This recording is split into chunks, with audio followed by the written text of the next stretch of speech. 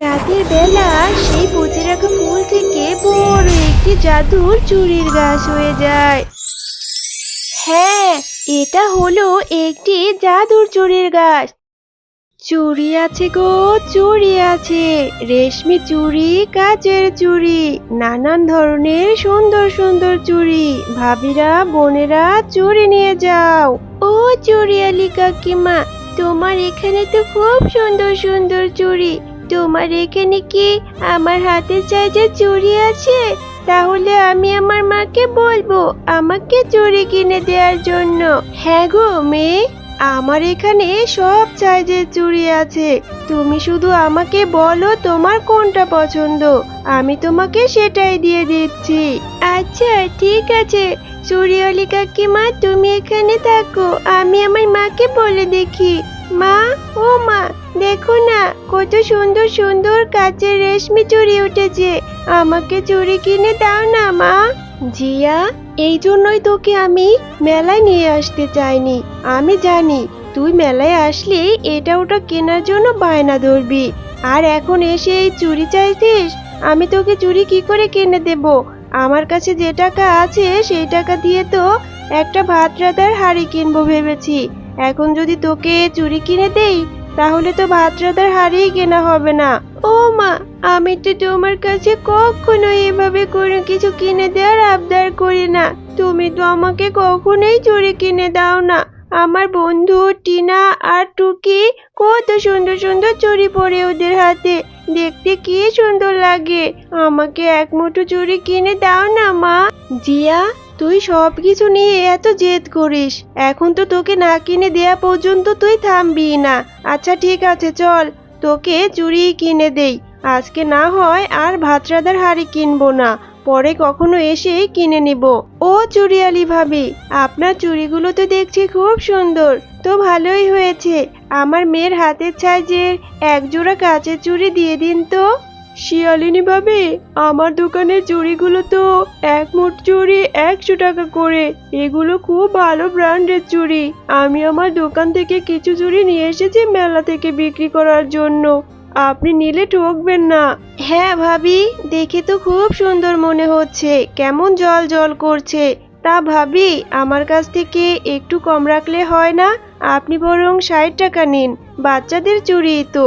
না না ভাবি, বাচ্চাদের চুড়ি হোক বা বড়দের, এক মুঠো চুড়ি 100 টাকা।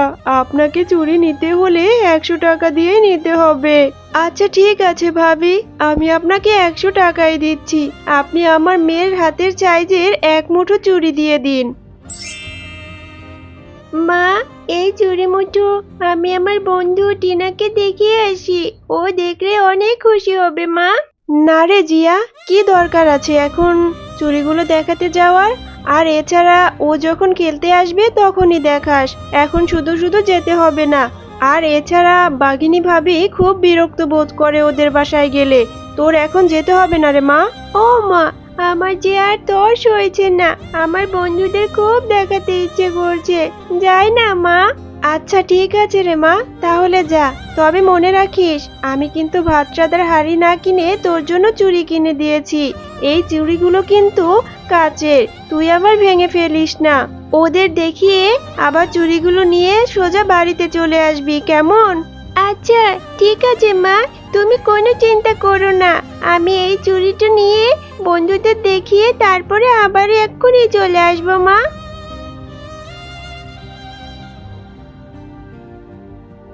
টিনা, এই দেখ, আমার মা আমাকে মেলা থেকে চুড়ি কিনে দিয়েছে, কাচের চুড়ি, কি সুন্দর ঝনঝন করে দেখ। হ্যাঁ রে জিয়া, তোর চুড়িগুলো তো সত্যিই খুব সুন্দর। শোন, তুই এখন গিয়ে পিয়াকেও ডেকে নিয়ে আয়, এরপর ও দেখলে অনেক খুশি হবে। তারপর আমরা তিনজন মিলে এই চুড়িগুলো দিয়েই খেলা করব।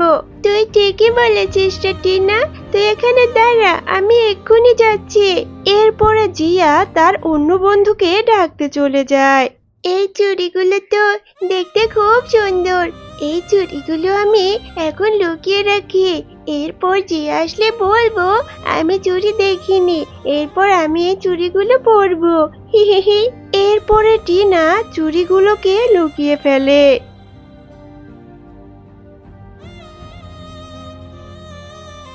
আরে টিনা, আমি তো এখানে চুড়িগুলো রেখে গিয়েছিলাম। কই চুড়িগুলো দেখা, আমি পিয়াকে দেখাই। আরে জিয়া, তুই কি বলছিস? তুই কখন চুড়ি আনলি? আমি তো কোনো চুড়ি দেখিনি, আর তুই তো কোনো চুড়ি আনিসনি। তুই এসব কি বলছিস? আরে টিনা, তুই এসব কি বলছিস? একটু আগেই তো আমি চুড়িগুলো নিয়ে আসলাম, আর তুই তো বললি পিয়াকে ডেকে আনতে, এরপর তিনজন একসাথে মিলে খেলা করব। আরে না না, তুই কোনো চুড়ি আনিসনি। তুই আমার বাড়িতে এসে আমার নামে মিথ্যে অপবাদ দিচ্ছিস। দাঁড়া, এক্ষুনি আমার মাকে ডেকে আনছি, তোর নামে বিচার দিব। তুই আমাকে মিথ্যে কথা বলছিস। আরে জিয়া, তুই আমাকে মিথ্যে কথা বলে কেন ডেকে নিয়ে আসলি? আমি ওইদিকে টুকির সঙ্গে খেলা করছিলাম। আরে প্রিয়া, আমি মিথ্যে কথা বলছি না, আমি সত্যি চুড়িগুলো এনেছিলাম। এই টিনা তো এখন মিথ্যে কথা বলছে। এই জিয়া, তুই আমার নামে একদম মিথ্যে কথা বলবি না। ভিখারির বাচ্চা, যা তুই এক্ষুনি আমাদের বাড়ি থেকে বেরিয়ে যা। এরপরে জিয়া মনটা খারাপ করে সেইখান থেকে চলে যায়, আর বাড়িতে গিয়ে তার মাকে সকল ঘটনা খুলে বলে। আরে জিয়া, এসব তুই কি বলছিস? চল এক্ষুনি চল, বাঘিনী ভাবির কাছে গিয়ে বলে দেখি।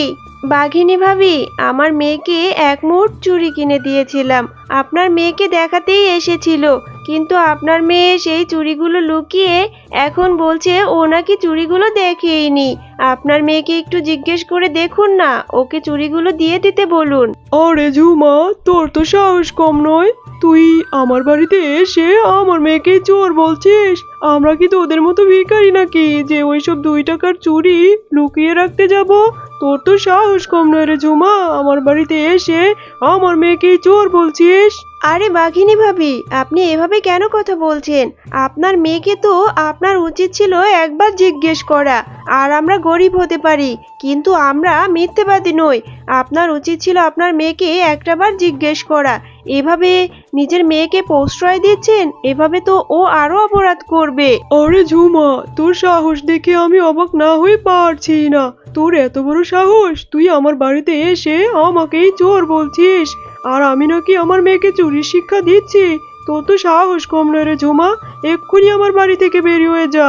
তোর কোনো কথা আমি শুনতে চাই না। মা জিয়া, চল চল বাড়ি চলে যাই, এদের সাথে কথা বলে আর লাভ নেই, এরা আর চুড়িগুলো দিবে না।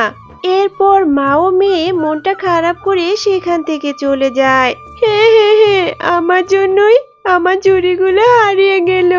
আমার মা প্রয়োজনীয় হাড়ি না কিনে আমাকে ওই চুড়িগুলো কিনে দিয়েছিল, আর আমি কিনা সেগুলো হারিয়ে ফেললাম। হে সৃষ্টিকর্তা, আমার সঙ্গে কেন এমন হয়? আর আমার জন্য আমার মাকে কতগুলো কথাও শুনতে হলো। হে হে হে। আরে মিষ্টি মেয়ে জিয়া, তোমার কি হয়েছে? তুমি এখানে বসে বসে এভাবে কান্না করছো কেন? আমাকে সবটা খুলে বলো তো। এরপরে জিয়া তার সঙ্গে ঘটে যাওয়া সকল ঘটনা পরীটাকে খুলে বলল। আরে এই ব্যাপার? আচ্ছা শোনো মিষ্টি মেয়ে, তোমাকে আমি এই ফুলটা দিয়ে দিচ্ছি। এই ফুলটা নিয়ে তোমাদের বাড়ির আঙিনায় রোপণ করে দিবে, এরপর তোমার মনের ইচ্ছা পূরণ হয়ে যাবে। এরপরে জিয়া সেই ফুলটি নিয়ে তাদের বাড়ির আঙিনায় রোপণ করে দেয়। আরে জিয়া, এটা কি রোপণ করলি বাড়ির আঙিনায়? এরপর জিয়া তার মাকে সকল ঘটনা খুলে বলে। কিরে জিয়া, এখনো ঘুমাচ্ছিস না কেন? অনেক রাত তো হয়ে গেল, তাড়াতাড়ি ঘুমিয়ে পড় মা। মা, আমার যে একটুও ঘুম আসছে না। আমার জন্য বাঘিনী মামি তোমাকে কত কথা শুনিয়ে দিল, আর তুমি আমাকে তোমার জমানো টাকা দিয়ে চুড়িগুলো কিনে দিলে, কিন্তু সেই চুড়িগুলো আমি রাখতেও পারলাম না। ও কিছু নয় রে মা, আমি আবার টাকা জমিয়ে তোকে তোর পছন্দ মতো চুড়ি কিনে দিব। এখন তুই ঘুমিয়ে পড়। রাতের বেলা সেই পুঁতে রাখা ফুল থেকে বড় একটি জাদুর চুড়ির গাছ হয়ে যায়। ও মা, দেখো, সেই পুঁতে রাখা ফুল থেকে আমাদের এখানে কত বড় একটি চুড়ির গাছ হয়েছে। কত ধরনের সুন্দর সুন্দর রেশমি চুড়ি। হ্যাঁ রে মা, তাই তো দেখছি। এটা তো খুব অবাক করা বিষয়, চুড়ির আবার কখনো গাছ হয়? ভালোই হয়েছে রে মা, এখন থেকে তুই এখান থেকে যত ইচ্ছা তত চুড়ি নিতে পারবি। হ্যাঁ, এটা হলো একটি জাদুর চুড়ির গাছ। শোনো জিয়া, তুমি এই গাছ থেকে যত ইচ্ছা তত চুড়ি নিতে পারবে। এই গাছ থেকে তুমি চুড়ি পরতেও পারবে, আর তোমার মা এই গাছের চুড়ি বাজারে নিয়ে বিক্রিও করতে পারবে। আরে, এটা তুমি কি বলছো? তুমি কি সত্যি বলছো? তোমাকে অনেক অনেক ধন্যবাদ চুড়ির গাছ। এখন থেকে আমাদের আর কোনো অভাব থাকবে না।